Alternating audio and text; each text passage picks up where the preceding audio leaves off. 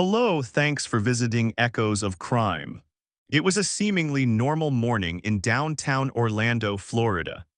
The high-rises greeted the early morning sun, and life began to move with the honking of cars and the hurried footsteps of people going to work. But somewhere in an apartment in the upscale Uptown Place condominium, everything was strangely quiet. The strange thing was, Sasha Samsudean didn't answer any of her friends' texts or calls. For an active girl like Sasha, this was completely unusual. Her friends and family knew. Sasha always kept in touch, always texted back, always kept everyone safe. To lose contact completely, especially after a night out, was unsettling. Sasha's best friend, the one who had attended the party the night before, was the first to sense that something was wrong. She called, texted, got no response. Called again and again. There was nothing but absolute silence. Her intuition told her to go back to Sasha's apartment. But when she got there, all she saw was a locked door. Who is Sasha Samsudean? This 27-year-old girl not only has a radiant appearance, but also has a deep inner self and a kind heart. She works in the media field, loves art, is passionate about traveling, and especially enjoys participating in charity activities. Anyone who has ever met Sasha says, she always makes others feel listened to and respected. On the evening of October 17, 2015, Sasha and her friends went to a lively party in the city center. She wore a black dress, light makeup, and a bright smile like always. The group laughed, danced, and enjoyed their youth like everyone else. At around 1:30 a.m., Sasha decided to leave the party earlier than everyone else. She called an Uber, said goodbye to her friends, and got in. The last thing the camera caught was Sasha getting out of the Uber and walking toward her apartment building, alone, in high heels, looking tired after a night out. But that's when the weirdness began. Now you might be thinking, what's so unusual about a young woman coming home from a party? But the truth is, Sasha never entered her apartment again. When investigators reviewed the building's security cameras, they found a series of strange images. First, Sasha walked into the lobby at around 2 a.m. alone. But just a few minutes later, another man appeared. He was wearing a security guard uniform. He looked like he was on patrol. But if you looked closely, he didn't walk past Sasha, he seemed to follow. His name was Stephen Duxbury, 33, a night security guard at the Uptown Place apartment complex. Duxbury's work record listed him as honest and trustworthy, but that was just a facade. Cameras captured him standing near the elevator where Sasha was waiting, then walking in with her. Sasha was never seen again. The next morning, Sasha didn't show up for work. She didn't respond to text messages. Her best friend, who had been calling her repeatedly, was finally forced to do the hardest thing: call the police and file a missing person report. When the police arrived at Sasha's apartment, they found everything outside intact. There was no sign of forced entry, no screaming, no one had heard anything unusual that night. The apartment door was even locked from the outside. But that was what sent a chill down their spines. When they opened the door with the spare key, they stepped inside with a chill. The room was dark, everything was in its place, but the strange smell in the air, a musty, heavy smell, made everyone's hearts clench. And then, in the bedroom, they found the body of Sasha Samsudean. The young woman had been strangled to death. There were no signs of a violent struggle, no alarm sounds. This showed that the killer knew exactly what he was doing and knew how to hide it. The entire building was stunned. Who could have done this? How could he have entered and exited the apartment without leaving a trace? The answer lay with the person no one suspected, the night security guard. Duxbury, with the master key and access to the security system, was the only person who could have entered and exited the apartment without breaking the lock, without making noise, without leaving a trace. Immediately, the police summoned him for questioning. Initially, Duxbury was cooperative. He said he just happened to meet Sasha in the elevator and then went on with my work. But the camera footage and electronic data began to expose the lies. The logbook showed that Duxbury's keycard had been used to open Sasha's apartment the night she went missing. And the data from his phone revealed an even more horrifying truth. He had searched on Google for phrases like how to hide a body, how to erase DNA traces, before Sasha died. The case began to reveal a heartbreaking truth. Sasha did not die from staying out late, not from carelessness or lack of vigilance. She died because she trusted the wrong person, the person assigned to protect the building where she lived. And that's what made us all shudder. When the police walked out of apartment number 206 at Uptown Place with Sasha Samsudean's body covered in a black bag, everyone's faces were filled with horror. No one spoke a word. Only the sound of the police radio echoed in the hallway like a death knell. The whole building was filled with a tense atmosphere between grief and a chilling question: is the killer still among us? And it was hard to believe that the answer was yes. Stephen Duxbury, the man in the security vest with the word security printed boldly on his chest, was the last person recorded with Sasha on security cameras. He was the one who was in the right place at the right time. And he was the first link that allowed the police to begin to paint a picture of the crime. But uncovering the truth was not easy. When summoned to the police station, Duxbury sat up straight, trying to keep his composure. He did not cower or tremble. On the contrary, he played his role very well, like a dedicated employee, appearing sad, saying he was shocked to hear of Sasha's murder. He even seemed concerned, asking, "What happened to her?" What Duxbury didn't expect, however, was that his every move, every word, even his phone records, all of which were against him.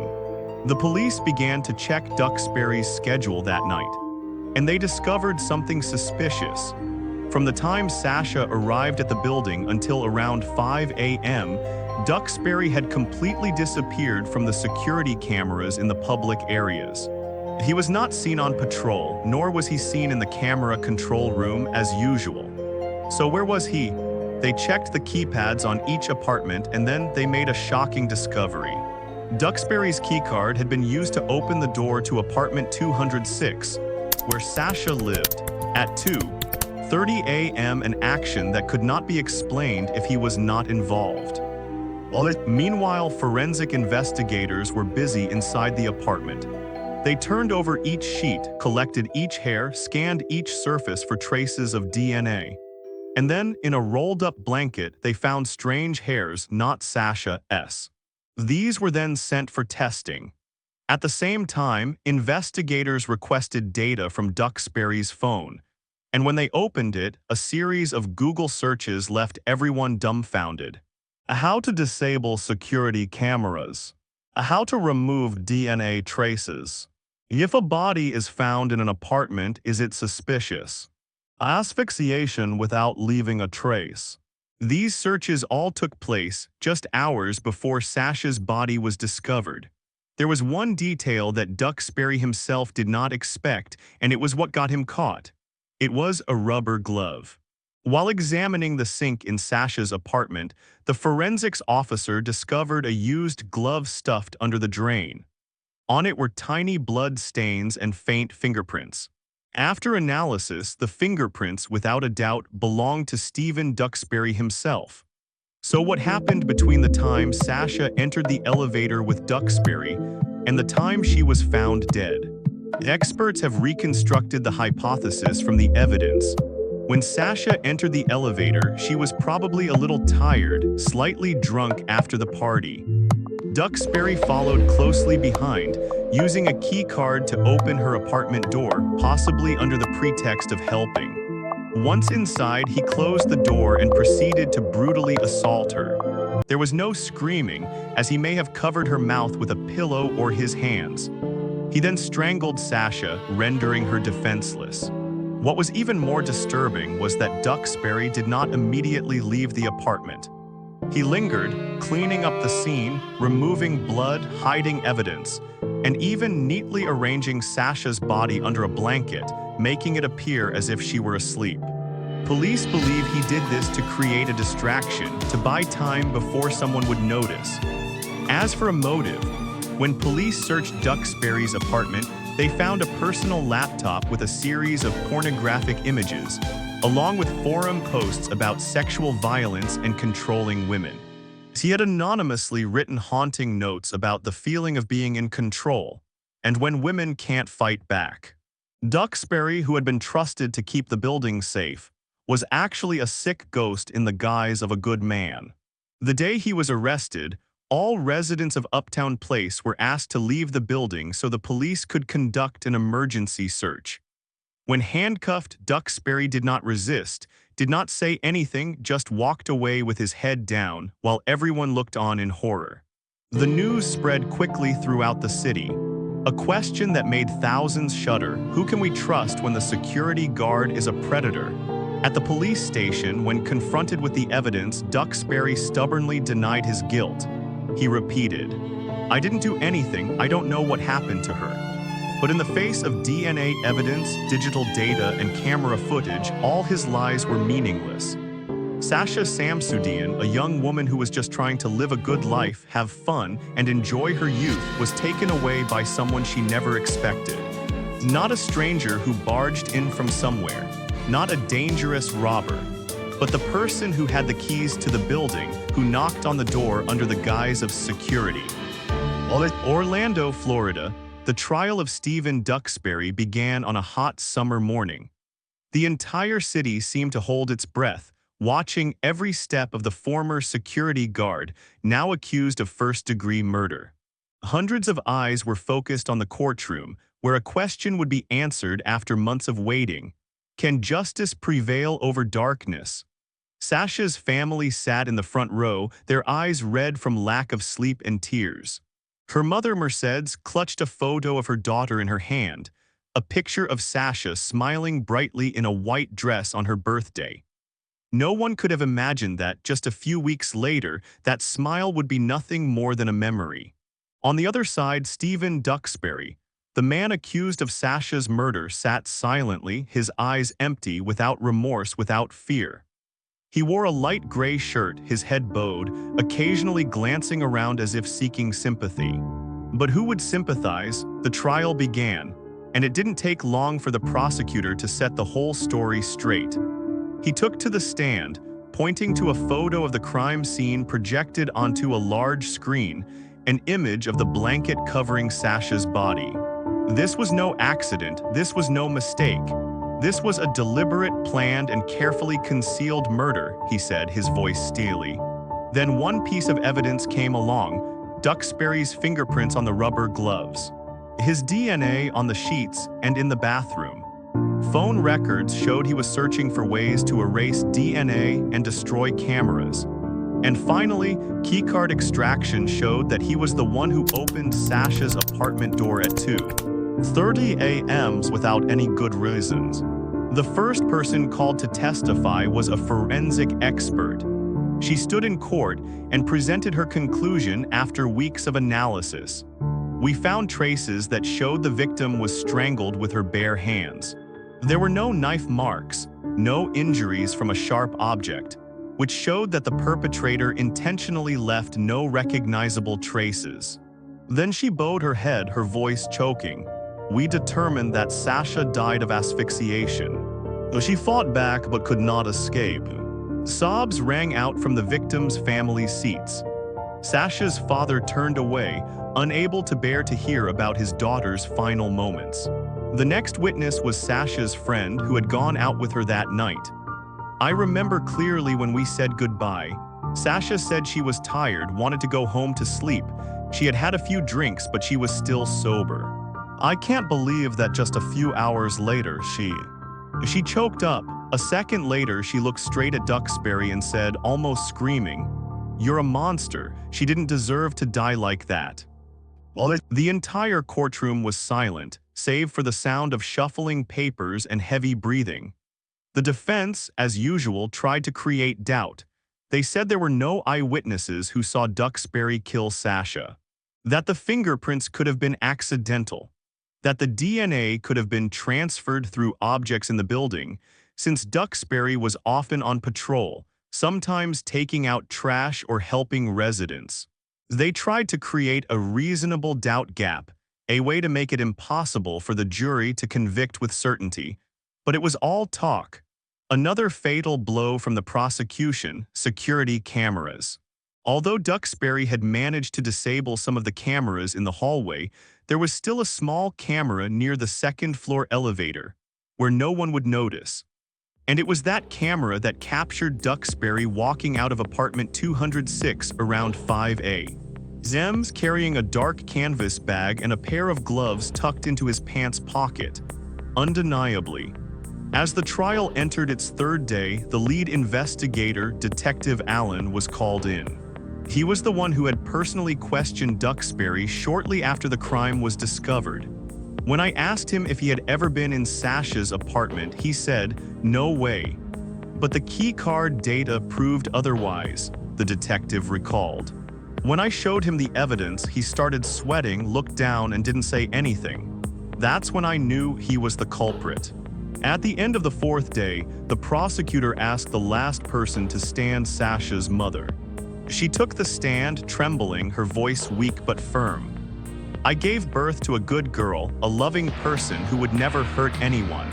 She had dreams of becoming an interior designer, of being independent, of living a decent life.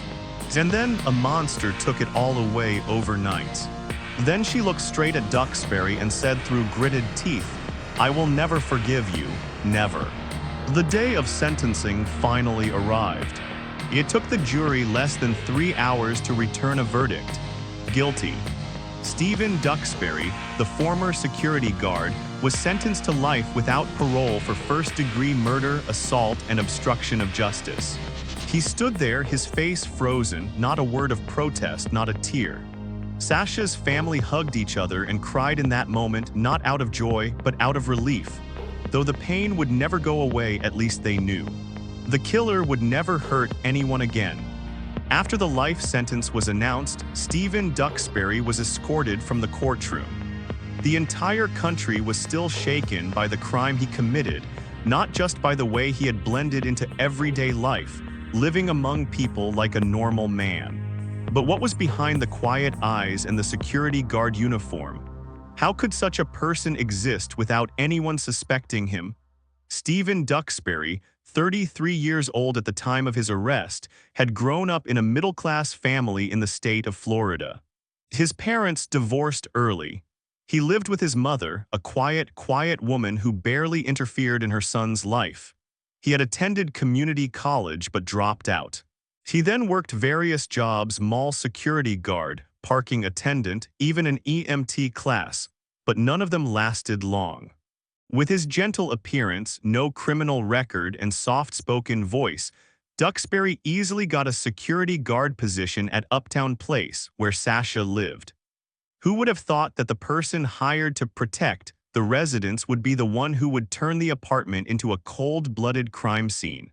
Duxbury's former colleagues described him as isolated, friendless, and prone to bizarre jokes.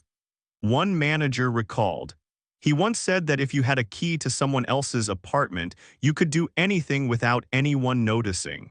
I thought he was joking, now I shudder." Another person clearly remembers Duxbury's obsession with security technology. He frequently asked the building's engineers how the camera system worked, how to turn it off when necessary, and even suggested resetting the entire key card system. At the time, no one found it alarming. Not now. After his arrest, Duxbury's phone and computer were seized, and what was found inside shocked even seasoned police. He had hundreds of searches related to how to strangle someone without leaving a trace, remove DNA from a body, how long does it take for a body to decompose.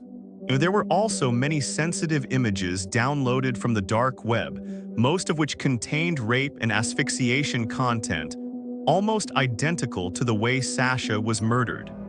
Another detail gradually emerged. Duxbury had tried to approach Sasha before. He often waited for Sasha to come home from work late and chatted with her. Once, Sasha told her friend that there was a security guard who kept staring at her and asking weird questions. But at the time, she thought he was just a lonely, harmless person. She didn't know that he had been watching her for a long time. And on that fateful night, as Sasha, drunk and alone, entered the elevator, Stephen Duxbury saw his chance. He had been watching her on the camera, knowing that she had forgotten to lock the door. He silently went up to the 6th floor, stealthily opened the door, and entered her apartment like a demon in human form. Sasha had no chance to resist.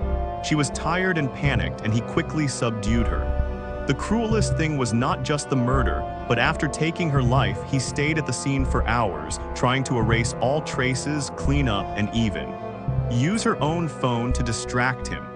Duxbury had no official psychiatric record, but behavioral analysts said he had many of the traits of a sociopath: cold, manipulative, remorseless.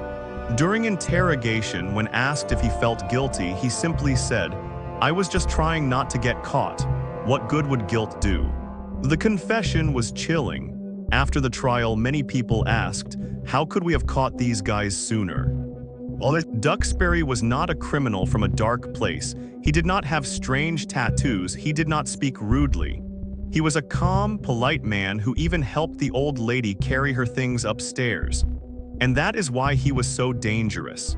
Sasha's family, after all, decided not to let her death be just a sad story to be forgotten. Her mother, Mercedes, founded a foundation called the Sasha Samsudean Foundation, which supports victims of attacks and raises awareness of personal safety in the community. They held seminars at universities, sharing Sasha's story as a reminder. Even the safest place, your home, can be invaded if you let it go. Duxbury is currently serving time in a high-security prison in Florida. He has not been granted parole, has not been granted clemency. And according to the guards, he lives quietly, with no one to play with, no one to talk to, just like the darkness he once carried with him. The city of Orlando continues its daily routine after the case. People go to work, children go to school, and the streetcars still run smoothly through the main streets. But in the heart of the city, there is still a void, an unnamed loss. That is the wound that Sasha Samsudean's death has left, not only in her family, but in the hearts of the entire community. On the day of the 1-year anniversary of Sasha's death, the campus of the University of Central Florida was packed with students, professors, locals, and people who had never met her in person. People brought flowers, candles, and handwritten signs. "You deserve to be safe. Justice for Sasha. Your light lives on." In the flickering candlelight, her best friend, Lauren, stood up and tearfully recounted. Sasha was the first person to reach out when someone was upset. She wasn't the type to just walk by. She would stop, ask if you were okay, and listen with all her heart. No one deserves that, especially someone like her. Sasha's parents, Mercedes and Chris, were no longer the same people they once were. They turned their grief into action. Shortly after the murder, they founded a nonprofit called the Sasha Samsudean Foundation, with the mission of raising awareness about personal safety, especially for young women living alone in apartment buildings. They hold workshops on how to stay safe at night, check security cameras, basic self-defense, and most importantly, how to listen to your intuition when you feel something is not right. A slogan the organization emphasizes over and over again: if you feel unsafe, don't ignore it. If you feel unsafe, don't ignore it. Since the case, a series of apartment complexes across the U.S. have begun to re-examine their security systems. Seemingly small details, such as key cards that can be counterfeited, cameras that don't record enough time, or guards hired without proper background checks, have now become painful lessons. Real estate management boards in Florida have had to change their regulations on security guard screening. Many have begun implementing psychological training courses, criminal background checks, and GPS monitoring of employees during shifts. However, one thing remains unchanged: Sasha is gone. No more late-night dinners with friends, no more bright eyes in class, no more Instagram posts with the message, "Today is a beautiful day." The once energetic girl who once said, "If you're sad, go out and dance alone. Don't let the world take away your smile," is now just a memory. We often think that tragedy only happens in distant places, in movies, or in old stories. But Sasha's story is a clear demonstration that evil can come from the place we think is safest, our own home. And sometimes, the evil person is not the shadow lurking in the night, but the person in uniform, the person standing guard at the gate every day, the person smiling at you as you pass by. After the trial, when asked if she could forgive her daughter's killer, Mercedes was silent for a long time. Then she said, "I can't forgive him, but I won't let him take the rest of my heart." For her, the only way to continue living is to turn her pain into a warning, to give other women a chance to survive, to let the world know that a life like Sasha's deserves to be remembered, not just for how she died, but for how she lived it. With love, passion, and light, the case is closed. The name Stephen Duxbury is locked behind bars, but the name Sasha Samsudean, it has become a wake-up call for a generation. Everywhere from students in other states to women's rights activists, people are sharing her story. There are people who never knew Sasha but are blogging, making videos, painting memorials, even getting tattoos of her name as a symbol to remind themselves to be stronger, more vigilant, and kinder. We can't bring Sasha back, but we can tell her story again and again until no one dies because of complacency, because of lack security, because of misplaced trust.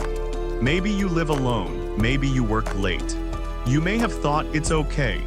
But Sasha's story is a wake-up call that sometimes it's okay is the most dangerous lie of all, a case that shook America, a death that awakened an entire community, and a young soul gone whose light never dimmed. If you're listening to this story, stop for a moment and remember Sasha. Remember people like her and ask yourself, what can we do today so that tomorrow no one else has to cry like that?